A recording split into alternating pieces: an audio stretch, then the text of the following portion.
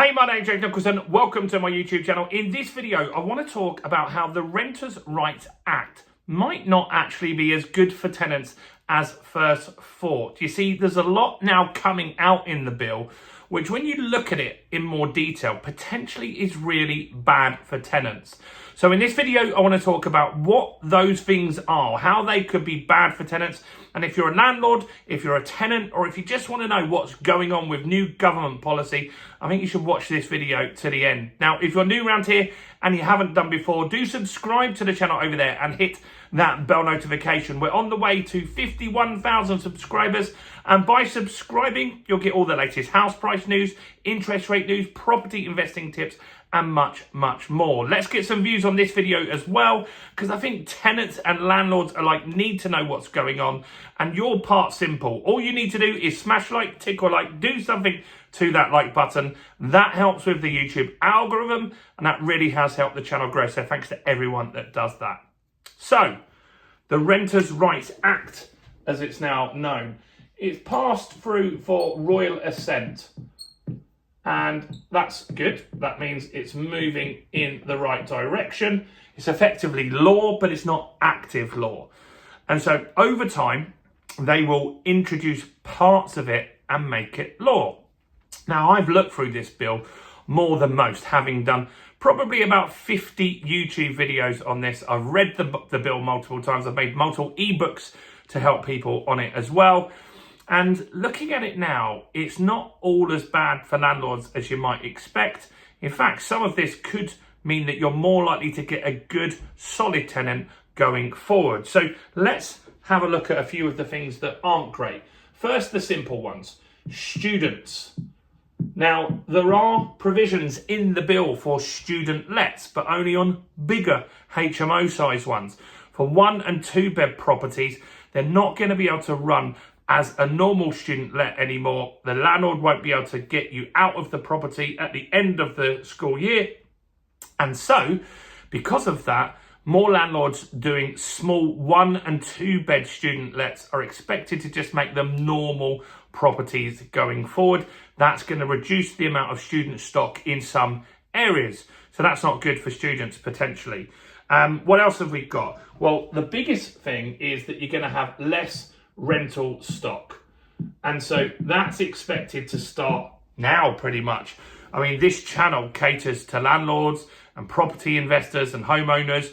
And there are thousands of people commenting on this channel, literally thousands. We get 2,000 to 3,000 comments per week on the channel. And a lot of landlords are saying, this is it, I'm out. I've already served Section 21 notices while I still can. I'm selling the property. That's the end of me. Now, that's going to reduce the private rental market. It's already shrunk. It's already gone back to 2016 levels. Someone commented the other day saying, you've been saying that for months. So I don't have any new official data on it, but it was back at 2016 levels at the beginning of the year. It's got smaller over time. So it is shrinking while the population is growing. Now, what that means is that you might get scenarios like we had in Scotland. So in Scotland, in Edinburgh, a lot of landlords quit the market due to rent caps recently. So what happened then was that when you list a property in somewhere like Edinburgh, you can get as many as 200 applicants. Since I've run this channel, we've had people saying in London, they get as many as 100 applicants per property. Now, that means you could have the best credit rating, be the best tenant in the world, but you're going up against 100 people. Now, eventually, that could get to 200 people or 300 people. Less stock isn't good. There's always going to be certain people that need to rent. Now, I'm also often asked, and a common comment on that is, well, this is good because somebody buys that property. And you're right, someone does buy that property. A first-time buyer, someone that wants it as a home. And that's good for them. But the rental market, there's still a certain amount of people that need to rent, want to rent, and that is difficult for them when the stock shrinks. So less stock is not good. And ultimately, less stock leads to higher rents.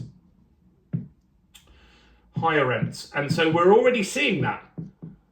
Rents have been up 10% last year. Now it's around 5%. It's still above inflation. I bet you that rents will be up more than 10% next year. I think it's going to be in the news a lot.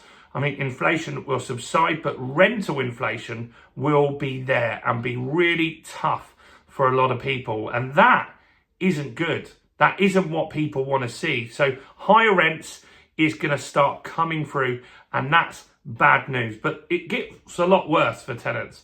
There's a lot more stuff here that I want to talk about. So the Section 21, the no-fault evictions, they'll be going. And so now what you'll have is that you'll be able to give 2 months notice to a tenant for various different reasons, and there's quite a few of them.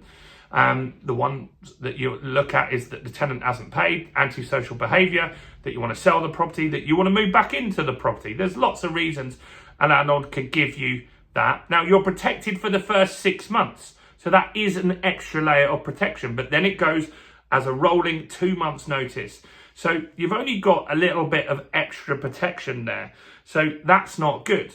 The Section 21 going sounds good. So what happens is Section 21 goes. So landlords will have to use something called a Section 8. This is the biggest problem I see for tenants. It's not good for landlords either, but I think this is the biggest problem for tenants, and I'm going to tell you why. So as a landlord, you might have an antisocial tenant, a tenant that's in arrears, a tenant that's damaged your property. There's lots of reasons that you might not want that tenant to stay in the property. And so that's something that you would have historically dealt with by serving a Section 21. And lots of those are going through right now. However, if you go to Section 8, let's just quickly recap on the Section 21. The Section 21, is 2 months notice, and it doesn't go to court. It's quite straightforward. Some people ignore them, then you have to take it to court. Most people would leave. And so that means the landlord gets their property back. They can fix it, re-rent it, sell it, do whatever they want with. And so they've got some peace of mind there that they should be able to get the property in 9 times out of 10 circumstances back quite quickly. Now, if it goes to Section 8, the problem that you've got now is that it goes through the court process. That means that if you're a tenant in arrears or you're a tenant that has damaged the property, you're going to get a CCJ against you. And this is the biggest problem that I see, is that CCJs are going to jump massively. The amount of people that get a CCJ is going to drastically increase, and that's going to cause a lot of people to be surprised that when they get that CCJ and then they try and get the next property that they want, they're going to find that really difficult. And that means that potentially they could end up being homeless, because social waiting lists are years. Dorking, where I'm based, is 2 years. It's not even a big town. There's not much going on here. Some boroughs in London are 30 years plus on the social waiting list. Temporary accommodation is already full, and it's going to get busier and busier and busier. And so homelessness is rising. It's 8% up year on year at the moment. And this is a problem. And so I think that there's good intentions with the Renters' Rights Bill, but this is the big problem. And let me explain a little bit more about this. So let's just say you're a landlord. You've got a tenant that's in 2 months arrears. You just serve them. You want them out the quickest route. The Section 8 takes a long time, 8 months at the moment. It will probably go up to 12 months that it takes to evict a tenant. Now, the Section 21 route is faster. So that means that you get the tenant out, and a lot of landlords don't bother chasing the rental arrears. They don't bother checking to get money back for damage to the property, and they just let that go. So I would argue that millions, generally millions of landlords over the years have let, and if you said over 10 years, I guarantee you millions of landlords over the last 10 years have let tenants off rental arrears, damage to property, and not bothered chasing it up with the courts because it's too long to do it and too much hassle. So that's good for that tenant, because then they've got a clean record when they go to the next tenancy. Now, anyone that becomes a tenant of mine, I don't get references from previous landlords. It's just not asked. They check the credit rating, that they got a job and all that kind of stuff. They don't often go back to an old landlord to check stuff because landlords can't be bothered to give references. So the Section 21 route, if you are a bit of a rogue tenant, could be quite good for you because you can get out of Dodge, move into a new property with a clean slate. Now you're not going to have that option because the landlord's only option is to take you to court. That CCJ is going to show up when you go to a new letting agency, and that is going to cause more problems, in my opinion. I think this is not being looked at or talked about much. Landlords will also benefit from this because in a year from now or 2 years from now, more tenants that are not good will have gone through the court process, through the Section 8, and more of them will have CCJs that wouldn't have had them before. So when you're doing your due diligence, when you're inspecting the applications, you'll know who's got those CCJs and who hasn't prior to them moving in.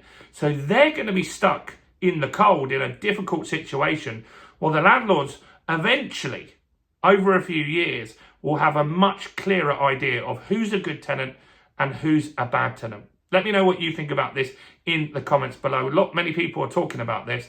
Do smash the like, and before you go, do join our VIP list. We're launching something amazing in the next 7 days, and that is going to be some in-depth property training that's taken 6 months to make. There's hundreds of videos in there. Everyone else is charging thousands for this, but this isn't going to cost you that. But joining the VIP list doesn't commit you to buy it. It just gives you early access with a discounted price so you can know what it's all about before everybody else. So in the description and in the first comment is that VIP list. Hundreds have joined it already. Get in there and find out all about our next step with property trading before everybody else. Do also check out all the other content as well on the channel, including this video right here.